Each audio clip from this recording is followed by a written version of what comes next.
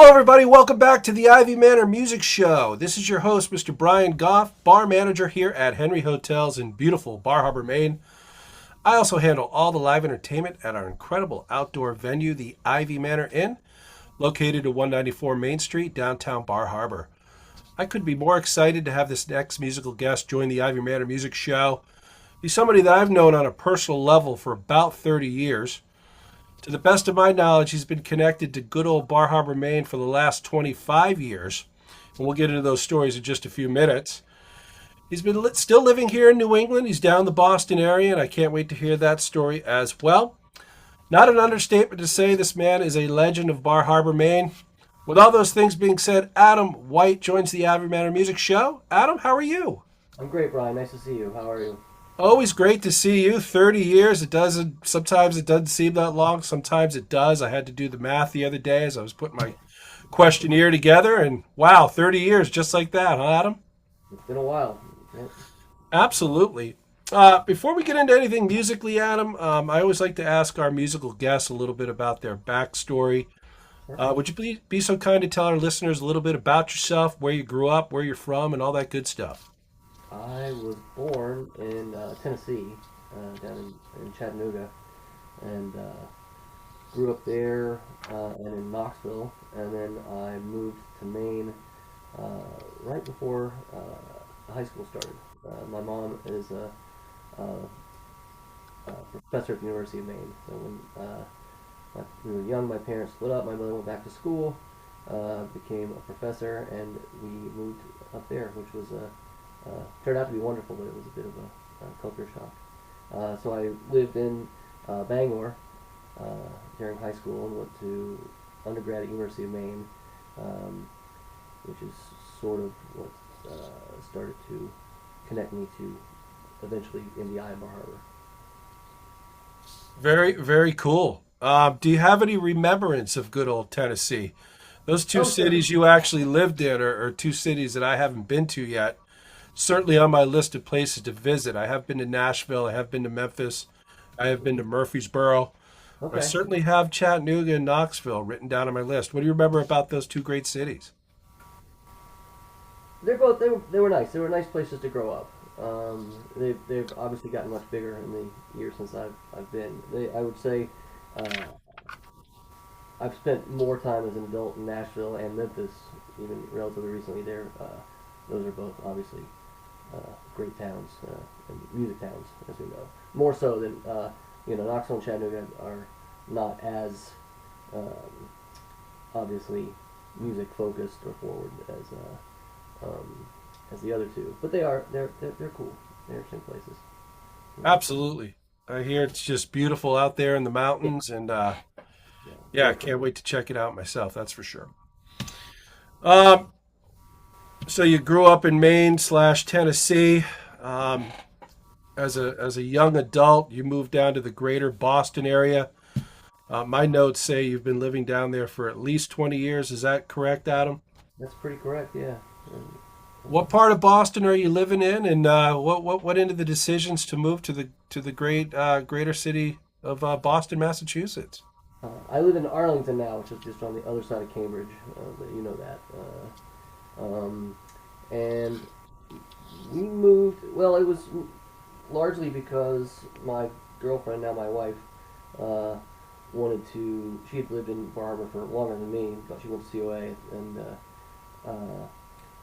wanted to be closer to her family, who all sort of live in the greater Boston area. It kind of dovetailed with that and going back to school and and sort of just doing things of that nature, life stuff, I guess. You know. Though our connection is, you know, remained pretty strong to Maine. My mother lives in Bangor, my sister in Brewer, and she and her husband operate a business in Bar Harbor. Uh, so, and a chunk of most of my oldest and dearest friends still live on the island or around the area. So, our connection is still pretty solid up there. Absolutely. I spent a good 5 years down in the greater Boston area myself. Lived in the North Shore in Peabody, worked Route 1 Saugus, worked worked Cambridge, Mass as well, and had a two-year Bellevue. stint at a very popular Irish bar called the Joshua Tree in Davis Square, Somerville, Massachusetts. It's our story as friends is kind of interesting. We've had these coincidental crossovers, if you will. I met you through my sister in Orono, Maine, back around 1995. Yes, After we knew my her. employment was done at the Joshua Tree, it must have been 2 years after I ended there. I was back down in town for a concert and thought I'd drop in and say hello to some of the old staff and see who was there. I look over, there's in an all black uniform Adam White. He's working at the Joshua Tree. Your thoughts? That was, well, because my old guitar player and friend John Brookhouse and I had randomly, I think, stopped in there one night, and he said, "Oh, let's just go grab a beer in here." And we were in Davis Square, and we walked in, and you were there managing, and I was like, "Oh, hey, Brian," and that sort of inadvertently led to me working there for a time. So our paths crossed and had a certain impact on the trajectory of my of my at least employment and life for a while. That is very cool. Do you still keep in touch with any of the old staff, Adam? Uh, Periodically, I guess through social media, a couple here and there have lost touch, and I'll sort of run into them also randomly. A lot of them still sort of live in the area, so we'll cross paths here and there. It is not, it doesn't exist anymore. It's a it's a uh, I mean I live basically a mile away from there now, so I do see it a lot, or what it's become. Right. I periodically meet people up here in Bar Harbor from that area. I always tell them about how I, worked down in Davis Square and told them about the old Joshua Tree. And just like you said, it's sadly not there anymore. But I did hear it's a cool place called the Elm Street Tavern, I believe it's Yeah, called now. yeah. I think Elm Street Tap Room. Yeah, it's Tap nice. room. It's Yeah. it. The bones are still there. You would recognize it if you what it was. It didn't change it too much. But Davis Square, as you probably have seen, is obviously very different now too. A lot of development happening. But that It, seems to be the case everywhere. yeah, it's been a few years since I've been down in Somerville. If I'm ever down in the Boston area, it's typically for a concert or a game. Right. But I certainly do have the desire to go back to the old stomping grounds and just kind of go down old memory lane a little bit. That's for sure. Um, Curious to know when you started playing guitar, Adam, and what were the inspirations and chain of events that led you to this instrument? I I started well.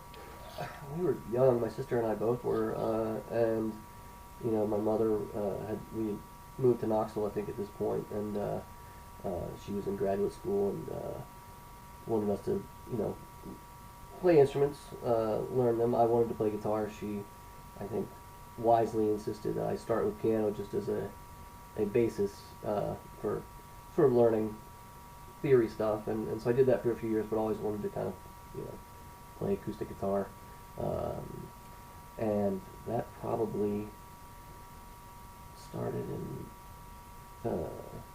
probably the end of junior high school, a little later than normal. My dad gave me his an Alvarez, a '78 Alvarez actually, that now lives in my brother-in-law's basement, but it's a great guitar, and that was sort of how it happened. And then I probably didn't start taking formal lessons until we had moved up to Maine, I think in Bangor, so like early high school. But I think the inspiration was just, I don't know, music was just a pretty big part of my life from a very early age. Um, Listening and just sort of absorbing it. Who So were some of the artists and bands you were listening to back then, Adam? And are you still listening to them today, or has your taste in music changed over the years? I mean, my taste has changed certainly. Though I think the kind of the people, artists who really kind of were formative influences beyond just what you are sort of hearing from your parents or through other sources, are still kind of remain. I mean, the big guys, the old dogs, uh, you know Bob Dylan and Elvis Costello and Leonard Cohen, a lot of lyric based, um, songwriters with odd voices um, were sort of the writers that I gravitated to, and still remain. I saw Elvis this just this month actually up in New Hampshire. Uh, still still going strong, and the work of those artists still resonate with me, despite the fact that my some of my tastes have changed or broadened. Absolutely. I just thought of this when you said Bob Dylan. Um, two things jump off the top of my head. I've seen Bob Dylan 3 times in my entire life. One of those shows was in Portland, Maine, with Elvis Costello Oh, opening the right. show. In '07, I think. I wonder if they have some type of deep connection, Elvis and Bob. I think they're pretty simpatico. Elvis's memoir he put out 4 or 5, I don't know, a few years back.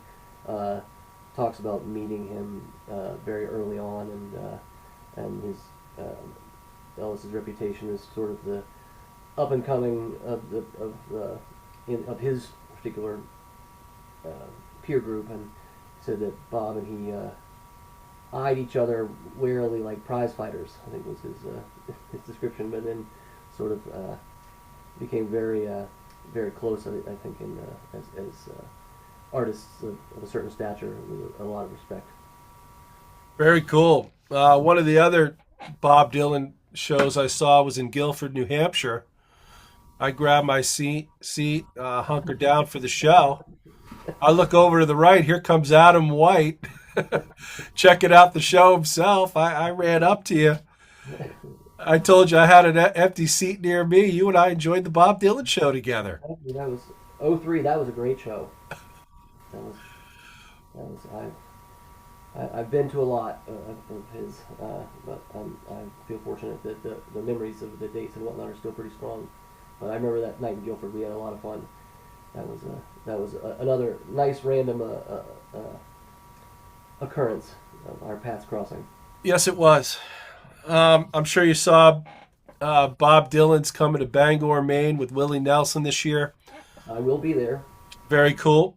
I'm looking forward to that. I'll have to look at my work schedule. I'm quite tight from May to October, but if I can sneak away, I'll surely check out that show. And while we're on topic, have you seen the Bob Dylan movie yet, Adam? And what were your thoughts of it? I did. I saw it. I actually saw it on Christmas. Uh, my family was nice enough to let me duck out for a little bit after the festivities on Christmas Day, and they were playing it down the street at the local theater here, and was packed, which I thought was pretty interesting. Um, I enjoyed it thoroughly. I thought I was going to be a little bit of a snob about it, and I was not. I thought the performances were great. I thought it, as I expected, it played pretty fast and loose with the facts, but I think that's probably what you should do if you make a movie about Bob Dylan, because he certainly plays fast and loose with the facts in most of his interactions with the public. I saw the movie myself. I actually saw it at Real Pizza here this winter. It was actually the first movie I've ever seen at Real Pizza. I certainly get takeout from there. Okay. Just never had an opportunity to see a movie as busy as I am up here, You're a but busy man. they're great because they're open most of the off season, and when a movie really catches my attention, I'll make a point of checking it out, whatever theater that may be, and that's a great setup for a movie, and I really enjoyed the movie as well. As quite frankly, I learned a lot about Bob not only by watching that movie and also by watching that concert with you back in Guilford, New Hampshire, Yes. around the year 2003. So, I've always been a big fan of Bob. Always will. I mean, how can you not? The guy's still in his 80s playing music. The That's tour pretty started impressive. on Impressive, if you Tuesday. ask me. I Now, will. back in '03, you made a point of saying Bob was strictly at that point in his life more on the keyboard than he was guitar. I Is that the still case? That is still kind of the case. The tour started Tuesday night in Tulsa, and he played like guitar on the first song, kind of like he is almost like noodling and then jumps on the piano. I think from, not that I know anything, but my uh, read or what I've heard is that he's got some arthritis. I mean, he's 80 something years old, and I think that sort of led to him going back to the piano. I think it was easier for him to play, and there were definitely some hiccups as he was playing keyboard over the years, but he's actually become a pretty good band leader on the piano at this point, and he has stellar players with him all the time too, Seems which like helps a there's lot. a correlation between the piano and the guitar. A lot of our musicians at the Ivy Manor Inn play both instruments. Oh You sure. just said earlier you started on the piano yourself before moving to guitar. How much correlation is there, Adam, between the two instruments? I mean, there's a lot. I mean, they're different, obviously, the sort of the certain amount of physicality of playing it, and just how you approach it. The sort of the keyboard spread out before you allows a certain kind of a broader movement for things. I've become not a very good piano player in the years since I've stopped playing. I still noodle around at it, and I find that it's helpful. Piano sometimes is very helpful for writing because it allows you to kind of explore maybe some chordal things that you might not always on the guitar. I don't know if that makes sense. Uh, so I think it's more. It's just for me, it's almost a layout sort of thing. But Very, very cool. Do you play any other instruments, or are you strictly guitar these days? that's pretty much it now. I'll noodle around on some things, but uh, Now, you've been playing guitars for, gosh, a long time, well over 30 years. Um, how many guitars do you own, Adam? And how many of these guitars are you incorporating into your live show in the year 2025? I have Martin acoustic that I've had for my grandmother bought it for me actually. That has been sort of my road horse for a number of years and is starting to show it. Uh, she may need to find her place in the retired guitar home soon. And I play in a Strat Telly, sorry, for electric stuff. When I do, and I have a couple of others, another like Gibson electric, but I don't really use them live. They're more just a. Sometimes you leave guitars around the house and pick them up and hope that a song is nestled in there, and sometimes that is the case. Very, very cool. Um, I want to take you back in time a little bit, Adam, to that initial time period where we met, which was Mm-hmm. around 95, I do believe. You said earlier that you had moved to Maine. Your mother was a professor at the University of Maine. Is that correct? That is correct. You were doing your schooling there as well as a college student. Mm-hmm. I did a little digging about that time period, and I was my notes tell me, and I was told you were playing live gigs at a place called the Orinoco. At this Orinoco, beer was being consumed out of boots. Yes.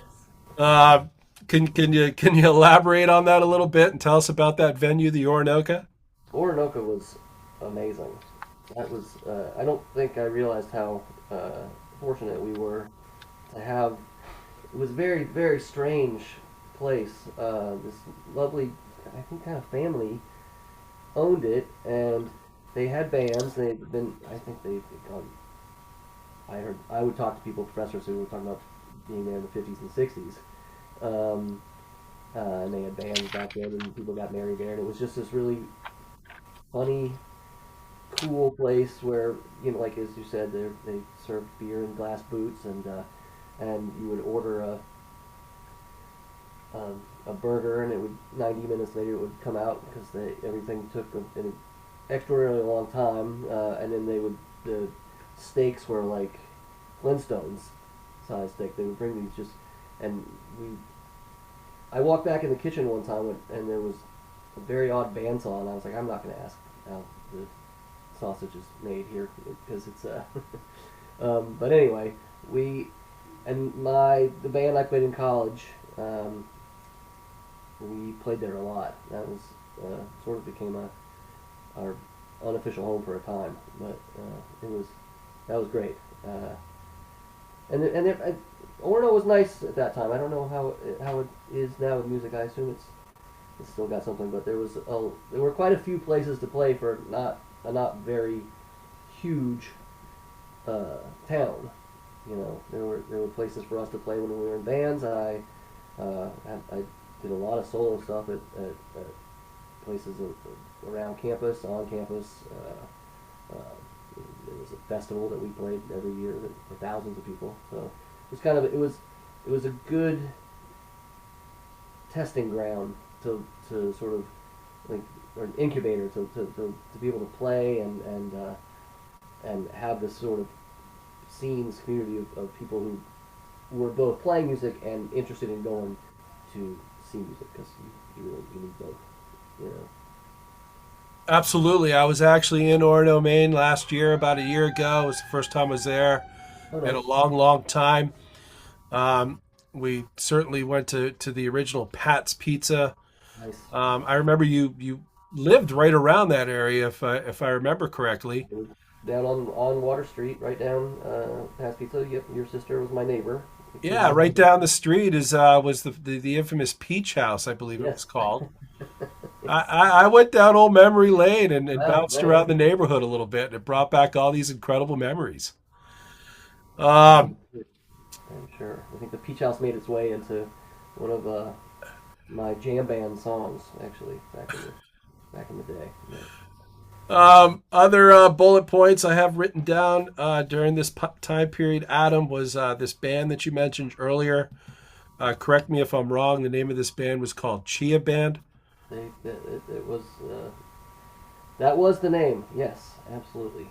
Tell our Chia. listeners a little bit about this band. It sounds like that was kind of when you got your real start in music, playing clubs, being in bands, getting Yeah, I going. did Tell that us was about that. yeah outside of high school, and sort of some bands that you would get playing like a talent show or whatever. There wasn't there weren't a lot of places in Bangor for certainly bands of our age who were not seasoned at all to play. So that the college band was.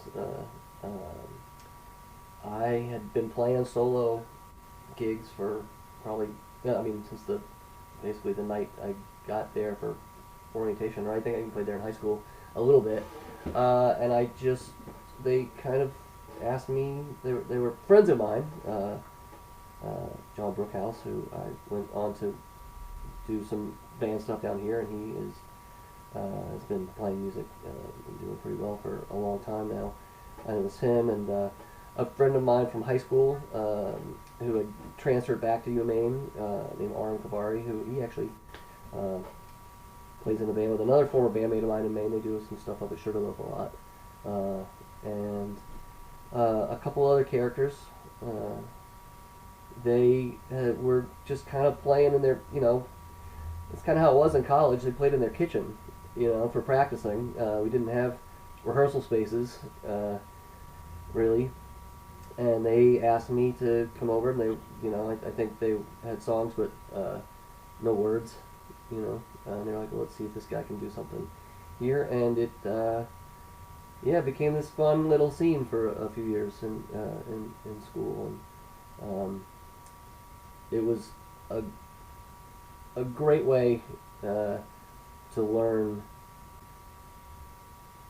about being in a band and about playing, how to sort of go about that process and what it's like that we were very fortunate in that there was kind of an audience of largely our larger friend group, but there was a scene in Orna that connected to that. So we ended up doing a lot of things. Eventually, moving down to Bar Harbor to play a lot. That sort of became our home base. And when school wasn't in session, because I would work down there in the summers, and my friend Mike Cahill, who's no longer with us, sadly, what came down and lived with me as well, and partly not only to do work in the summer, but to sort of keep the band closer together because we had really great steady gigs in town. And that was a wonderful time. It was a great time.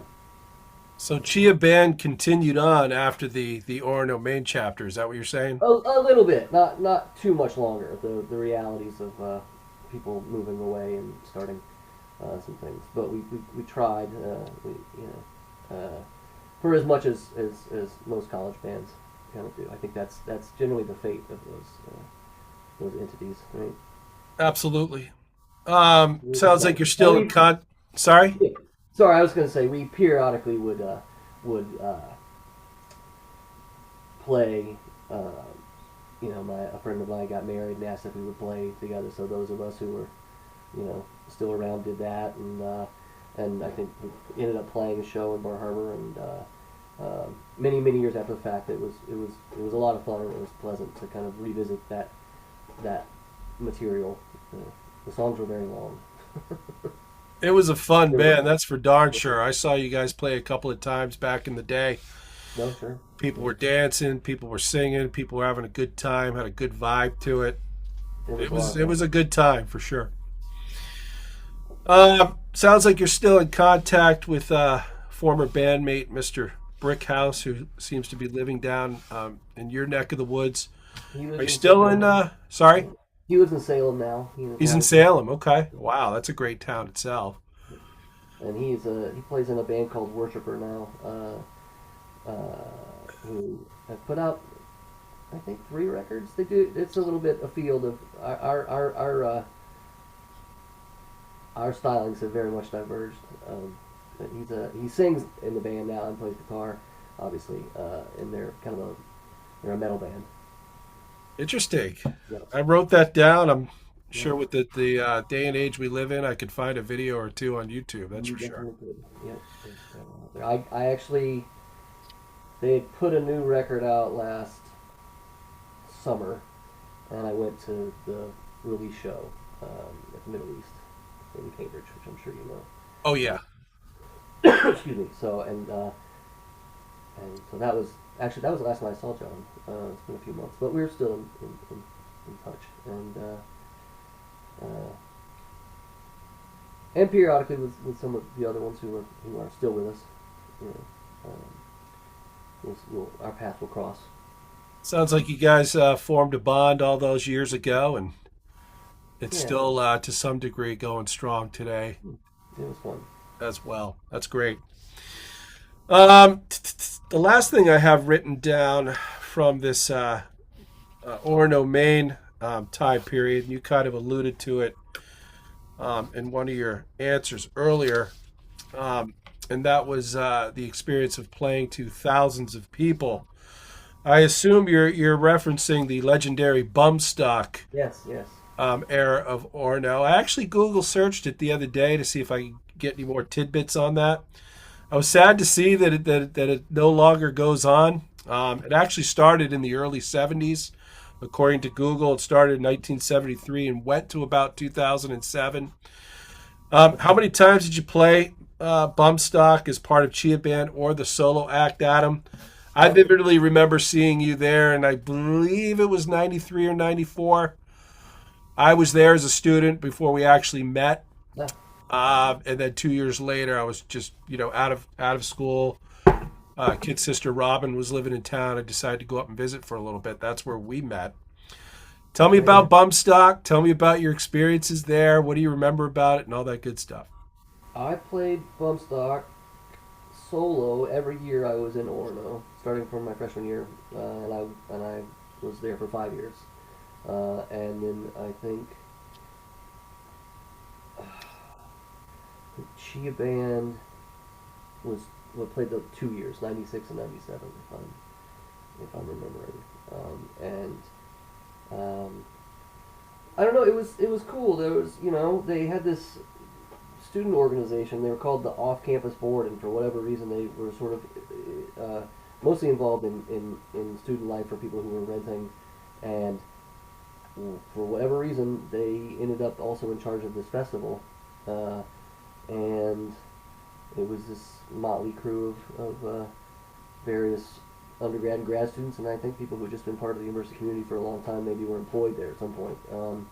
And they just, I mean, they were great to me from, I started playing, as I said, right, I think I went up and ended up playing at this place called the Ram's Horn, um, the night of student orientation. I just kind of, I heard about it, ambled over there and ended up playing, and that sort of crew was part of that organization too, because I think at the time it was on the edge of campus. It was like a coffee house of sorts, and they managed that too. And so there was this whole kind of community, and they were, very quickly, said, "Come on in." And Bumstock was the end of the year. The 2 to 3 weeks that it's pleasant in Orono after the winter, to actually be outside and playing music, and they put this thing on, and it was a hoot, and it was, it was one of the first times, if not the first, that one had the experience of playing in front of a much larger crowd than you ever had certainly had the opportunity to before. I had done that once in Chicago in high school, but that was kind of a random thing too. So it was great to be able to do that, and they were really great about mixing up. They had some national acts they would have. They'd have the headline or people who were coming through, and they would mix up with campus bands, which feels sort of unheard of. You might see a college festival that might have one band from the local community, and maybe they won a contest, or maybe they had enough of something going on. They'd be like, okay, you're playing the side stage at noon or whatever. But this, by the time we finished, I mean, they had two stages, and you'd be back and forth, and we played right before the Chia Band did. Actually, both years, I think. We were the campus headliner. We played right before the main headliner on the main stage, which was um, an insane thing to think about. That we were just, some scrappy kids, and they're like, "Yep, go do it." So I think that's a testament to how fun that was, and what a nice community of music lovers and musicians. You know, Absolutely. Google literally said it was a knockoff on the old Woodstock from the '60s I think that back was in New York. the original spirit. And it certainly brushed up against the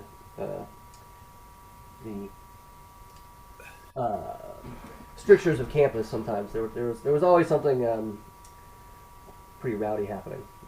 You know. It was a scene for sure. I remember being a 2 day event, lots of Yeah, musicians, lots of bands, full day of a schedule. Um, a local resemblance of a shakedown street with yeah, lots of folks, with little stands selling this, selling that. sure. A lot of love in the air. It was a great time. It's kind of sad that it doesn't happen anymore, but we'll Mm, always have those memories for a lifetime. That's for that's sure. true. That's true. Um, so since you went your separate ways with Chia Band, has your musical journey essentially been a solo gig at this point, or have you collaborated with other Well, musicians no, over the years as well? when I moved to Boston, um, both John Brookhouse and Brendan Riley, who was the bass player in Chia Band, and I eventually formed a band down here that lasted for a few years with a a drummer who was older than us, had gone to University of Maine briefly, but before us, and was also down here, and we just ended up mainly meeting and played, did a lot for a couple of years, 2 or 3, and then that, as I think I was alluding to, that ended because that's what bands do mostly. Is they're combustible entities. And when that got done, I made kind of the decision that I was going to play with other people, but in but in ancillary roles, not a band. I didn't want to be in a band anymore. I would rather have just played with people who were musicians who I paid basically, like more in the studio set, and I wanted to do the songs that I was writing, and what bands are, I find, are a benevolent dictatorship or a very fractious democracy. There's a lot of compromise involved, and it's good, but I thought it was for my own what I wanted to do as a writer. I was like, I think I'm going to go alone for a bit, and that's kind of what happened. Very, very cool. Um, Describe your live show in today's day and age. You just said it. You're in the song writing game. I've known that for a long time. Are you incorporating covers into your show, Adam, or are you strictly going with your own original material? No, I mean, it depends on the gig. If you're playing at the Ivy Manor and it's you're playing a 3 hour outdoor show for people who happen to be there who don't know who you are, and or a mix of maybe some people in town are coming there, obviously, but you are playing for people on vacation. That's so uh, 3 hours. 3 hours is a lot of. I could do it, but I don't think that would be the ideal setting for that kind of thing. So you do mix covers in, although you know I think what those gigs, and I certainly did a lot of them when I lived in Bar Harbor, a lot of bar gigs.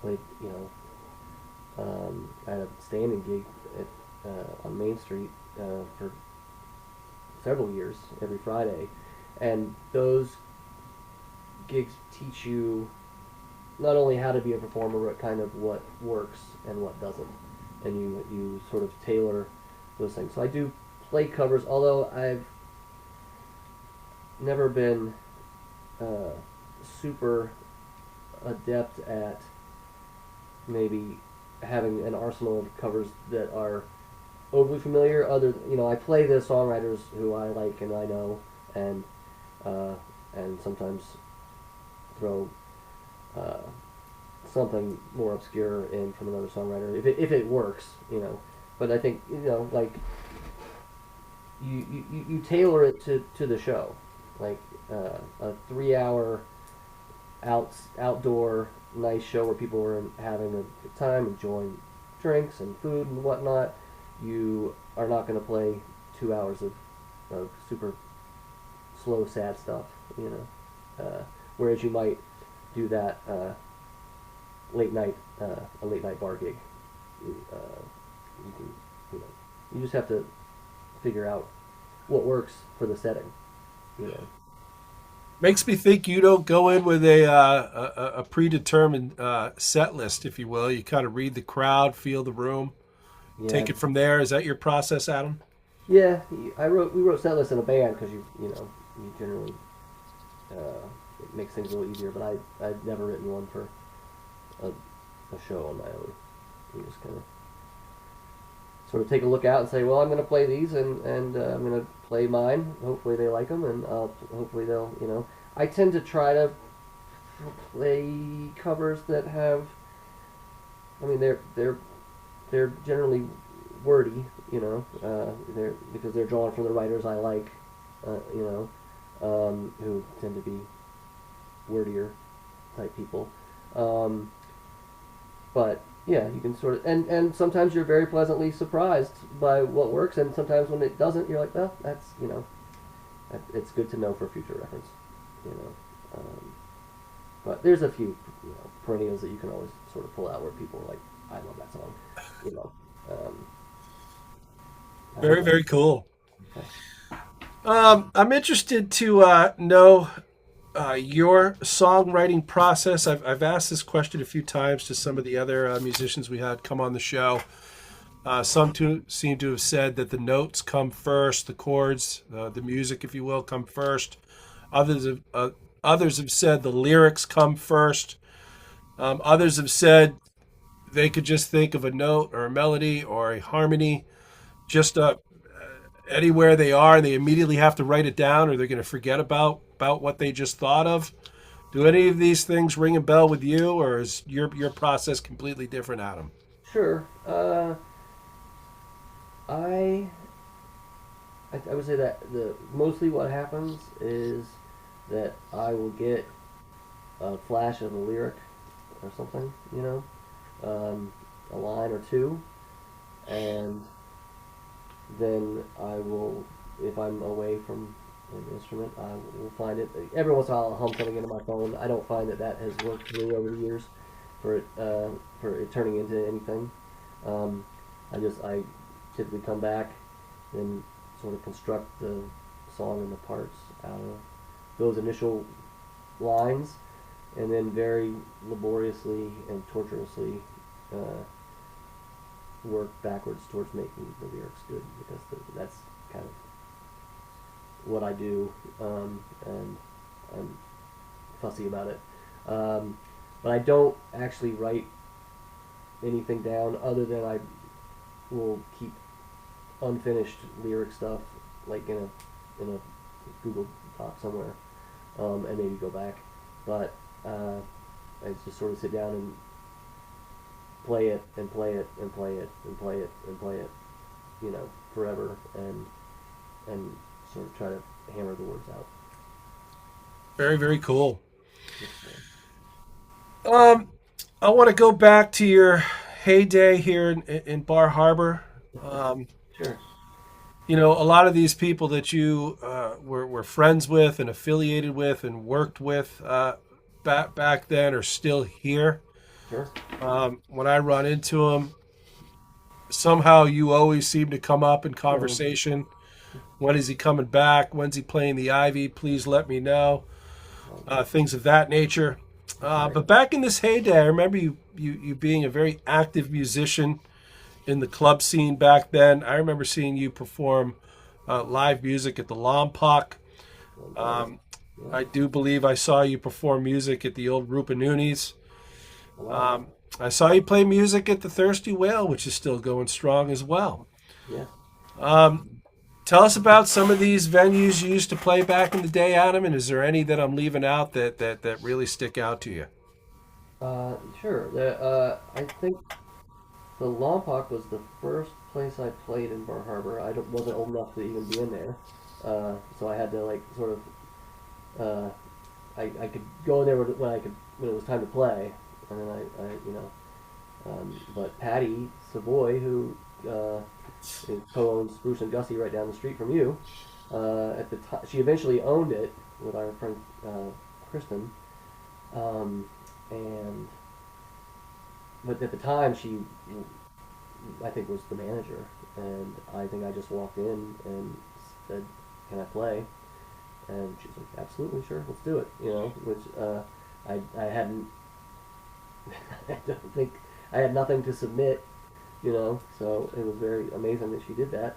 Um, and I certainly at the time had. I mean, the gear was. I think I was playing whatever guitar I was using through an acoustic guitar through an electric amp, and another amp for my vocals. So I can only imagine how it sounded. But we didn't really. I didn't know anything about how to do that.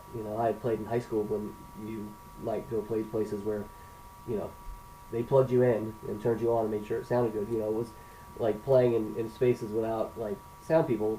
Was definitely also teaches you very much on the fly. But the Lompoc, I mean, I played there lots and lots and lots over the years. That was sort of a second home. Even after it had changed ownership, when James Pike took it over, and I was no longer living there, and he had me come up and play a lot, and had me open for Richard Buckner, who is one of my favorite writers when he came through town. So that was a long association, and very I actually had part of my wedding there, reception. Um, I love that place. I worked at Rupanuni and played there, and I had a standing Friday night show, both when I lived there, and then there were periodic times where I would come back in the fall to work, and would play there. steadily. That was Thirsty Whale. Basil and Heather had me there um, countless times over the years, and were always very good. To me, that was a lot of fun. What else? Donahue's, which is Matt Haskell, I think, has a place there now. I can't. Is that those That guys? is I think actually the Finback Ale House now. yes. Oh, Finback. Yeah. So that was Donahue's, right? And Bubba's a million years before that. But Yep. I played there when Chris owned it, and we had some good shows there. There was a lot of. It was nice. Again, the same kind of thing I was saying with Orono. The For it not being a large area, Bar Harbor has had a lot of places to play and been very supportive of live music, and I feel like you have continued that on at the Ivy, which is especially having music as often as you do, which I can't imagine is easy to schedule. That's so much music, that's a lot. But kudos to you for continuing that on. I think it's a very nice aspect of Bar Harbor that I'm glad to see is still up and running. Absolutely. The Ivy is an incredible place to play live music. We are just a piece of the pie. There's been a resurgence of live music being played all over Hancock County, for that matter. Nice. Several venues in Ellsworth, Southwest Harbor, Northeast Harbor, all over Bar Harbor. There's a few places out near Town Hill, um, a Cool. place or two on Route 3 as you're coming in from Ellsworth to Bar Harbor. So, yeah, there's not a lack of places to play music up here, that's for sure. And That's great to hear. it's a great time. As I was putting my questionnaire together last week, we just opened up a brand new lounge here at one of our hotels. It's Oh, called Williams on the Green. It's at the Acadia Hotel downtown. It's been open up for about 4 weeks. It's a beautiful lounge. We've got big oh, plans splendid. for it. Um, Eventually, we want to do some live music in there as well. And that'll be a year-round establishment. So I don't know how often you're up here in the off season, if you ever come up for the holidays or home for a visit. But I am I am up for the holidays every year, well, and I'm probably in Maine more in the off season than I am uh, during the season. Actually, very good to know. You know this as long as I'm employed and making the decisions at an establishment that I work at that provides live music. You always have an open invitation to play there. That is for sure. most of the time. Um, so yeah, back to some of these folks that have never left Bar Harbor that I run into, and again, you seem to come up as a topic of conversation. Funny you mentioned Patty Savoy earlier. Our lounge has opened up. A lot of locals are interested in it. I'm putting together my questionnaire. 15 minutes later, a four top of ladies come in. I hadn't met them before. Introduced myself to them. One of those people was Patty Savoy. Oh, And I asked her if she knew Adam White. She lit up like a Christmas tree. She said she used to own Lompoc.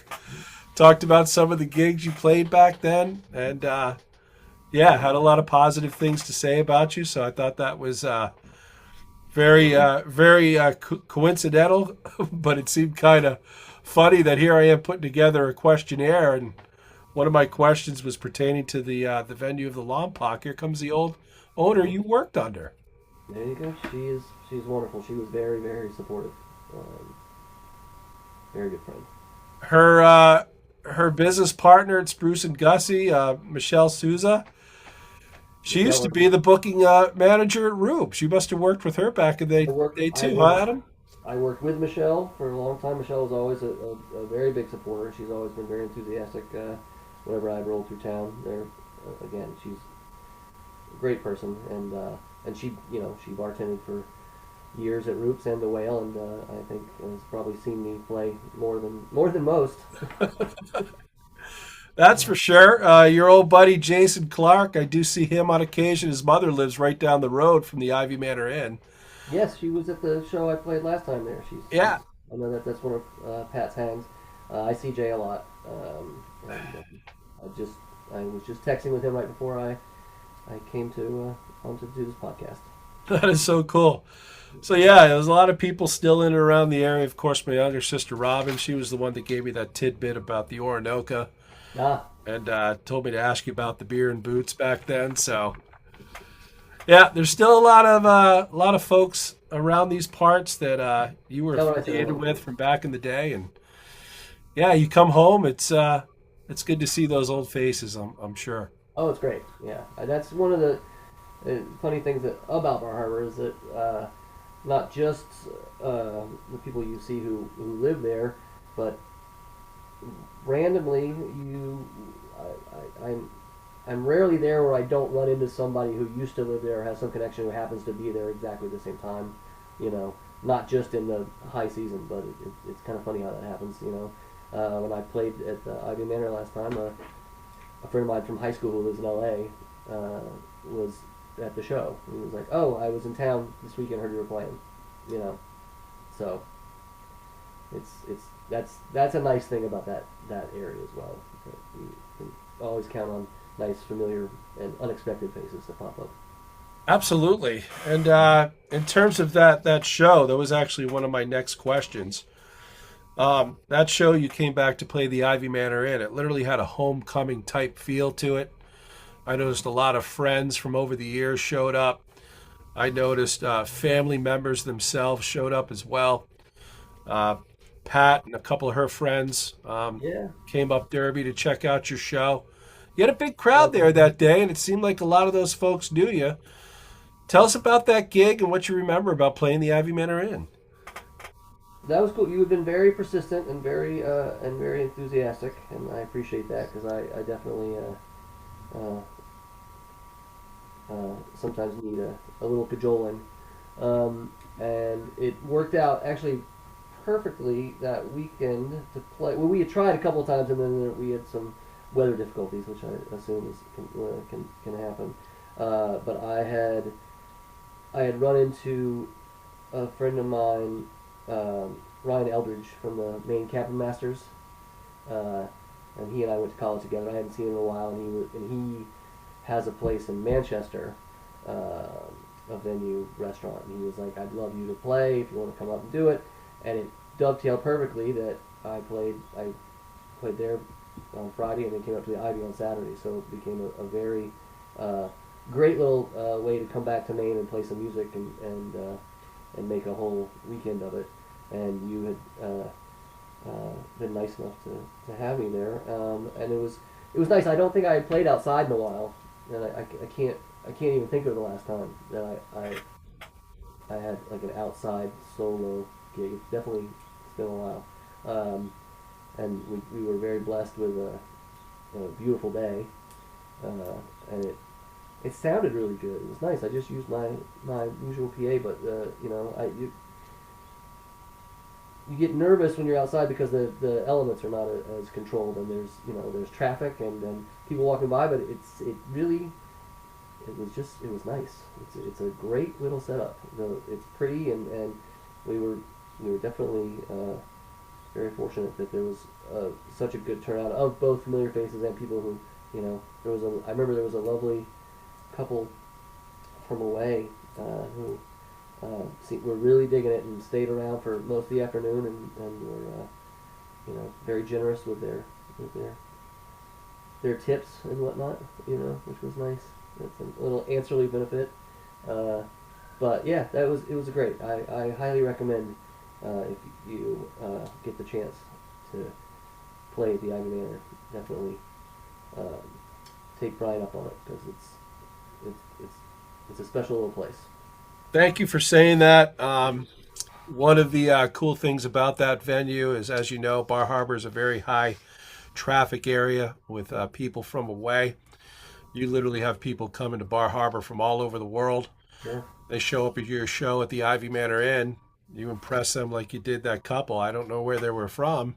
I think they're Now they from. take a piece of Adam White with them back home with wherever they live, and with technology today and hearing music live streamed and YouTube and Spotify and all these other places, you can turn people onto your music. That's very true. Very true. Now, outside of this Manchester gig that you occasionally play, as well as here in Bar Harbor at the Ivy Manor Inn, is there any other places in Maine that you still got your foot in the door with that you're playing live gigs, or is that pretty much it, Adam?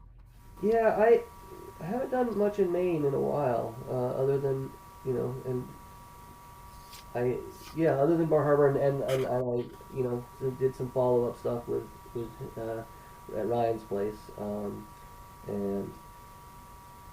it's the same kind of thing. He was like, let me know, and if all things being equal, if I can turn it into a weekend of things there and at your place, it makes it makes the drive a lot easier. Um, and but no, I haven't really.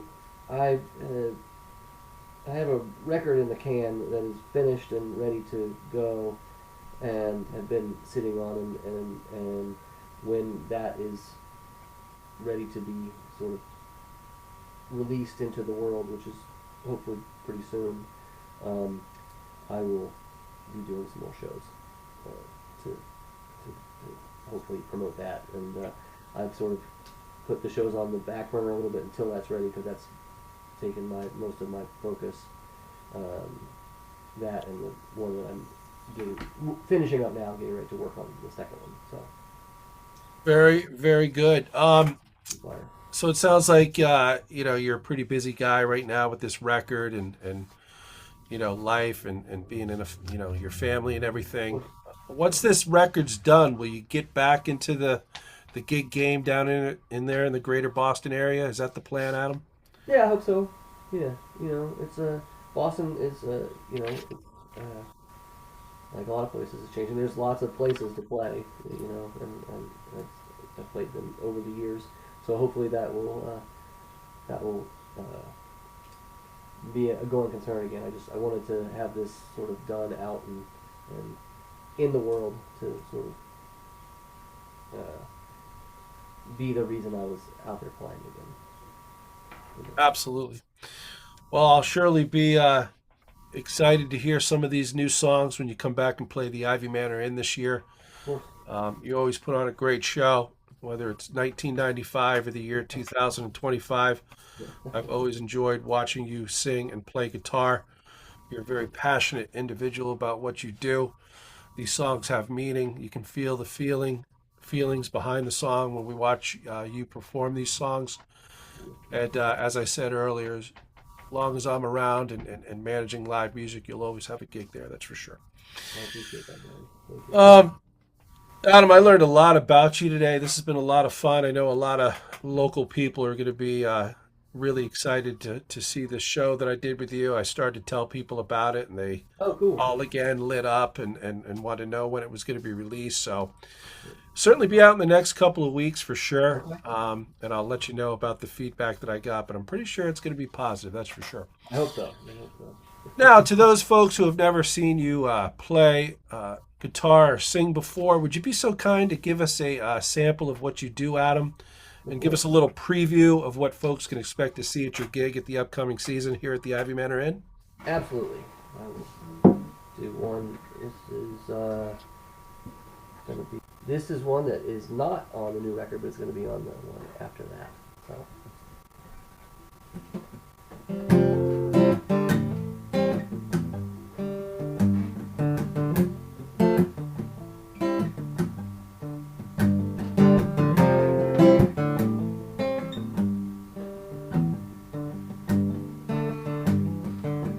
Bachelorette party, this karaoke bar, makes me wish I lived on a distant star. There's cowboy boots and steel guitars, in case you can't tell where you are now. And here I am down in Music City, nothing but these thoughts of you. If I had a voice like Conway Twitty, Lord, I could sing this song so blue. Song so blue. Parked inside Hall of Fame since Elvis Presley's Cadillac, where I'm assured it shall remain until Christ the King comes waltzing back now. And here I am down in Music City with nothing but these thoughts of you. If I had a voice all soft and pretty, Lord, I could sing this song so blue, this song so blue. And at the end of days, beneath the sky bright as gold to May, they'll drive it away, sunlight pouring from his pompadour, while I was sitting back with the man in black. And we'll roll through town until we score. I walk these lonely, lonely golden streets. I don't see you hanging around, but Stevie told me I could find you in a darker part of town now. And here I am down in Music City with nothing but these thoughts of you. If I had a voice all choked with pity, Lord, I could sing this song so blue, song so blue, song so blue.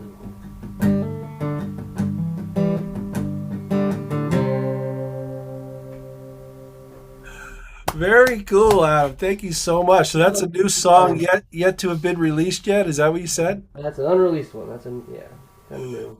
And you also said that would be on the album after the new one coming out. So you've already Yes. started that process, huh? Yes, started the process. Yes. Very, very cool. Adam, I learned a lot about you. It's always so great to see you and talk with you, and Absolutely. I surely appreciate your contributions to not only the Ivy Manor Inn, but Bar Harbor as a whole over the last 25, 30 years.